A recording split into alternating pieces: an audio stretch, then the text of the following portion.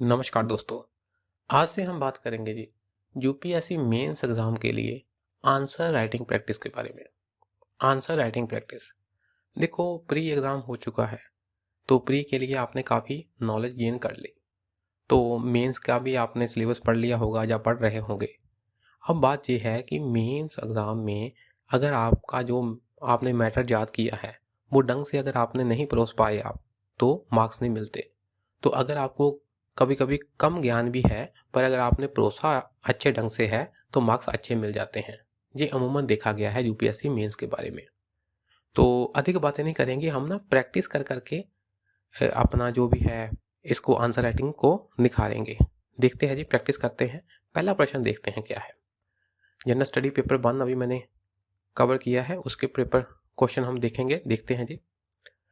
पहला प्रश्न है, the circumpacific belt also known as the ring of fire. Frequent earthquakes and volcanoes occur there. Discuss the reasons for it. देखो ऐसे ही ना आपको 2-3 सेंटेंस दिए होंगे। पहले सेंटेंस होगा कुछ इंट्रोडक्शन टाइप, और जो आखिरी सेंटेंस होता है ना उसमें क्वेश्चन छुपा होता है। तो आपने पूरे के पूरे पैरे का मतलब नहीं निकालने लग जाना, कीवर्ड उठाने हैं। हाँ जी, सरकम पैसिफिक बेल्ट के बारे में बात की गई है। उसे रिंग ऑफ फायर भी कहते हैं। ठीक है जी, इसके ऊपर प्रश्न है, इसका मतलब रिंग ऑफ फायर के ऊपर प्रश्न है। जहां पर अर्थक्वेक आते हैं, ठीक है जी, वोल्केनो बहुत आते हैं, ठीक है। इसके क्या रीजन है, इसके क्या रीजन है वो हमने देखने हैं।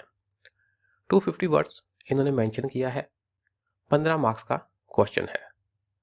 आपको ना जनरली जीएस में टोटल 20 प्रश्न पूछे जाएंगे। पहले 10 होंगे 150 वर्ड्स के 10 मार्क्स के, अगले 10 होंगे 250 वर्ड्स के 15 मार्क्स के। आपने ये नंबर ऑफ वर्ड्स के साथ कंफ्यूज नहीं करना, इसको छोड़ दो, इसको छोड़ दो, सीधा इस पर आओ। 15 मार्क्स का क्वेश्चन है। आपको लगभग 3 पेजेस मिलेंगे आंसर के लिए, और आपने वो तीनों के तीनों भरने हैं, तीनों को तीनों भरने हैं। वेल स्ट्रक्चर्ड आंसर देना है और कोशिश करनी है कि डायग्राम पिक्चर्स वगैरह मैक्सिमम दें। एग्जामिनर के लिए, एवेल्युएटर के लिए आपने मैटर आसान करना है ताकि उसको एवेल्यूएट करने में आसानी हो। जितना आसान करोगे उतना ही आपके मार्क्स अधिक आने की संभावना होगी। आपने अधिक लिखना नहीं है, अगर लिखा है तो अंडरलाइन करना है। कीवर्ड्स एवेल्युएटर उठाता है। देखते हैं जी, आंसर में आपने क्या करना है ना। पहले ये देखो, जहां लिखा है डिस्कस, डिस्कस का मतलब होता है जी मिनी ऐसे। मिनी ऐसे आपने ना इंट्रोडक्शन देनी है, जो क्वेश्चन पूछा गया है उसके बारे में बताना है, और एंड में कंक्लूजन देना है। ये है जी मेन फंडा। और ना हमने जो आंसर मैं आपके सामने लेकर आया हूँ, ये आइडियल आंसर नहीं है। आइडियल आंसर टाइप कोई चीज़ इतनी होती भी नहीं है। आपने बेटर आंसर लिखना है, गुड आंसर लिखना है, ठीक, उसके ऊपर हम फोकस करेंगे। देखो, the ring of fire is a region along the Pacific Ocean coastline where Pacific plate grinds against other smaller tectonic plates। तो एक लाइन में आपने रिंग ऑफ फायर की डेफिनेशन दे देनी है। ये क्या है? वह रीजन जहां पर पैसिफिक प्लेट दूसरी प्लेटों के साथ कोलाइड करती है, ठीक।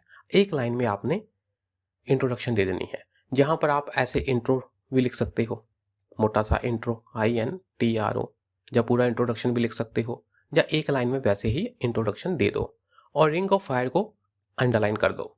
रिंग ऑफ फायर को अंडरलाइन कर दो भी, इसके बारे में बताया जा रहा है। ठीक है जी। It is characterized by active volcanoes and frequent earthquakes, जहां पर काफी वॉल्केनो और अर्थक्वेक आते हैं। ठीक है जी। और उसके रीजंस इस प्रकार हैं। अब अगर आपके पास टाइम कम है ना, तो ये दूसरी लाइन को आप स्किप कर सकते हो, छोड़ो इसको। सिंपल इंट्रोडक्शन दे दी और अगले लाइन में मोटा सा लिख दो, reasons for occurrence of high active volcanoes and earthquakes. Reasons इस प्रकार है। अगले पॉइंट पर सीधा रीजंस के ऊपर आ जाओ, मोटा सा रीजंस लिख दो, अंग्रेजी में ऐसे रीजन लिख दो। ठीक है जी।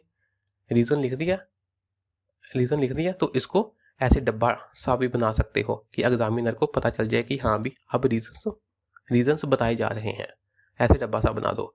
अभी मैंने मैटर टाइप किया है, नेक्स्ट टाइम में ना मैं लिख कर लेकर आऊँगा क्वेश्चन आपके लिए, ताकि आपको और आसानी हो कि एग्ज़ाम में कैसे कैसे करना है। ठीक है जी। अब रीजंस पर आ जाओ, बस लिख दो जी क्या लिखना है। There is a subduction of oceanic plates beneath lighter continental plates.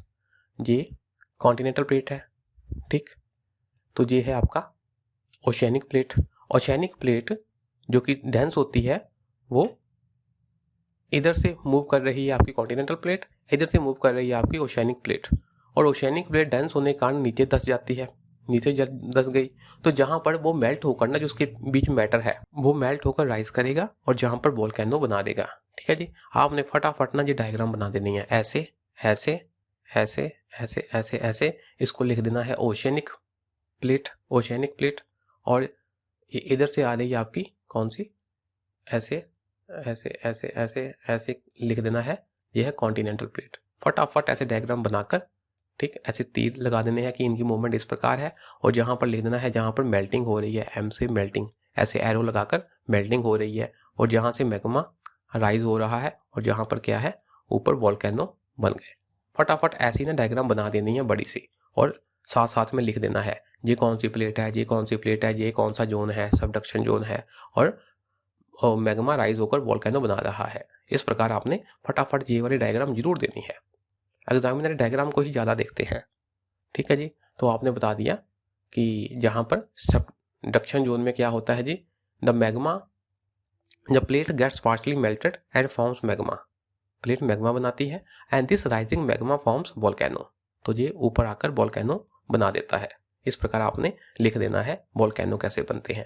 ठीक ठीक, डायग्राम दे दी, और अगले ही पॉइंट पर लिख देना है कि अर्थक्वेक कैसे आते हैं। एट द प्लेट बाउंड्रीज, जहां पर प्लेट की बाउंड्रीज है वहां पर क्या होता है जी, कोलिजन होता है, फॉल्टिंग होती है, क्रशिंग होती है, फ्रिक्शंस होते हैं। तो इन सब के कारण क्या होता है जी, वहां पर एनर्जी बिल्डअप हो जाती है, और जब वो एनर्जी रिलीज होती है तो क्या होता है, अर्थक्वेक आते हैं। एनर्जी रिलीज होगी तो अर्थक्वेक आएंगे। ये सब आपने मैटर पढ़ रखा होगा, और फटाफट लिख देना है आपने।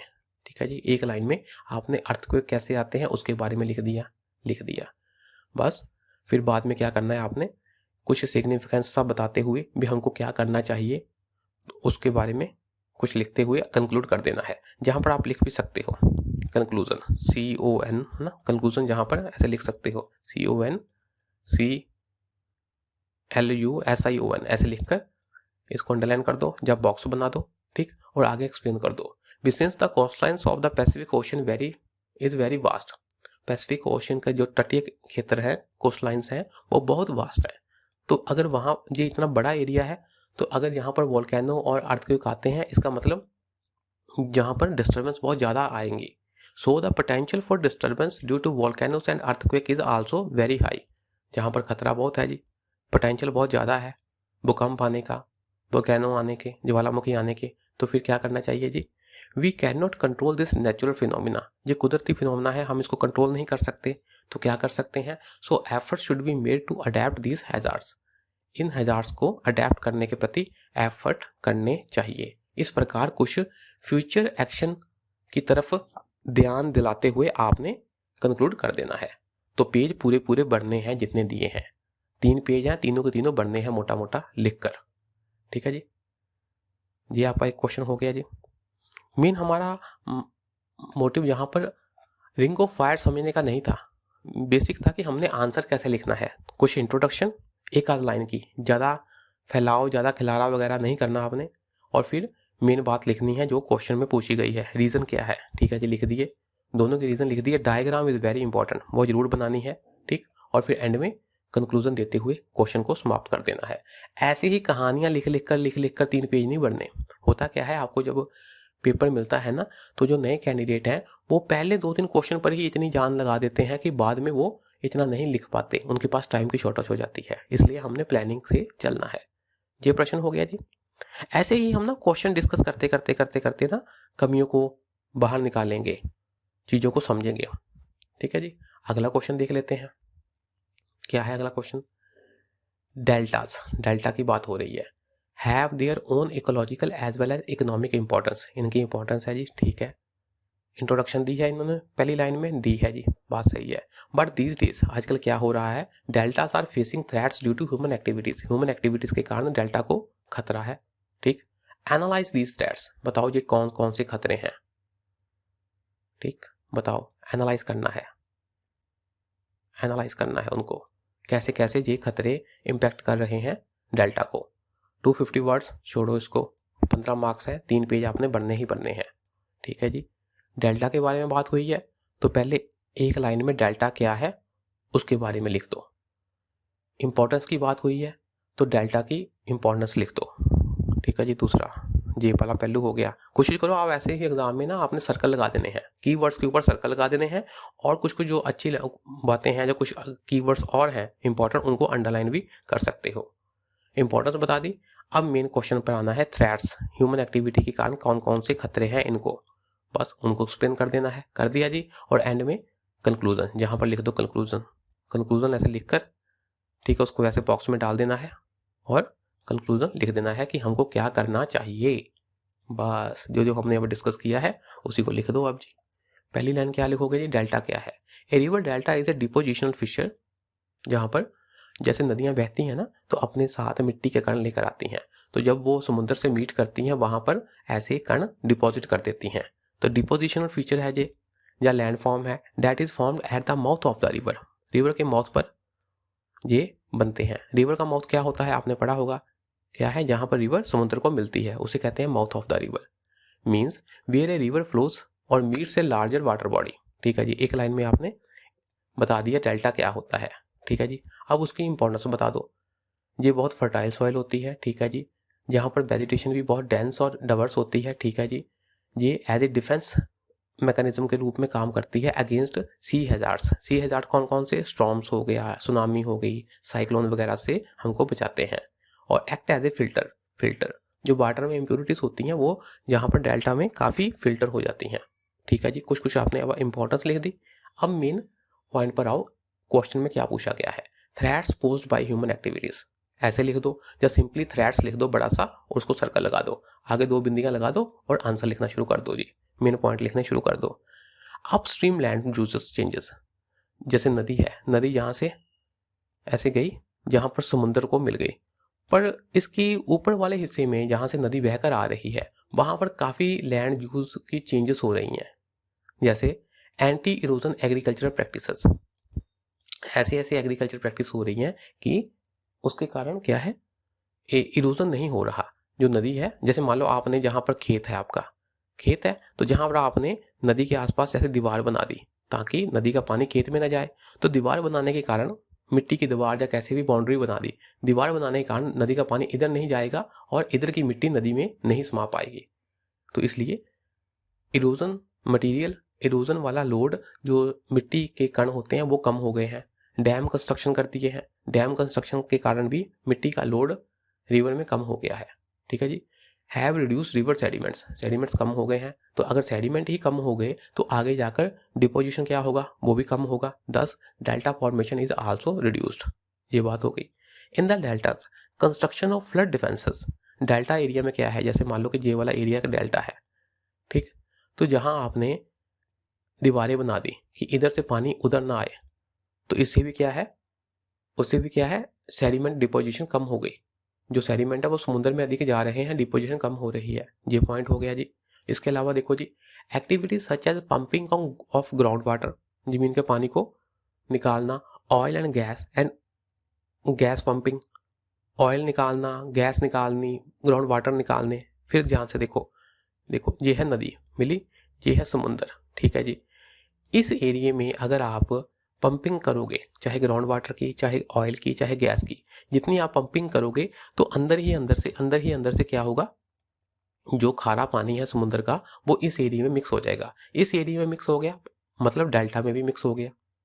और इसके अलावा डेल्टा वाले एरिया में इंफ्रास्ट्रक्चर कंस्ट्रक्शन हो रही है, बिल्डिंगें वगैरह बन रही हैं, इंडस्ट्री वगैरह सेटअप हो रही है, कंस्ट्रक्शन एक्टिविटी हो रही है, तो इनके कारण क्या हो रहा है, they have led to accelerator subsidence, तो यहाँ पर सब्सिडेंस हो रही है। जीवी की बात है, जे वाला एरिया नीचे दस जा रहा है, तो अगर जे वाला एरिया नीचे दसेगा तो समुद्री पानी इसमें आकर समा जाएगा। ठीक है। दस इंक्रीजिंग सी लेवल राइज, सी लेवल बढ़ रहा है और डेल्टा को नुकसान हो रहा है, ये बात है जी। सैंड माइनिंग हो रही है जी, डेल्टा के एरिया में रेत निकाली जा रही है, is causing destabilisation of river channels, इससे भी रिवर चैनल जहाँ जहाँ रिवर बहती है उसको हानि पहुंच रही है। And also lead to salt water intrusion, इससे भी समुद्री पानी इस एरिया में आ रहा है। जहाँ से अगर आपने मिट्टी निकाल दी, ठीक, जहाँ से मिट्टी निकाल दी तो अंदर ही अंदर समुद्र का पानी जहाँ बढ़ने लग जाएगा तो खारा पानी डेल्टा वाले एरिया में आ जाएगा, इससे भी डेल्टा को नुकसान होगा। तो ये पॉइंट आपने पढ़ लेने हैं। बेसिक क्या है कि आपको मैटर आता है वो लिख देना है, बहुत ही कम शब्दों में लिखना है, पॉइंट अधिक डालने हैं, नंबर ऑफ पॉइंट अधिक होने चाहिए, उनकी लाइनें अधिक लंबी ना हो।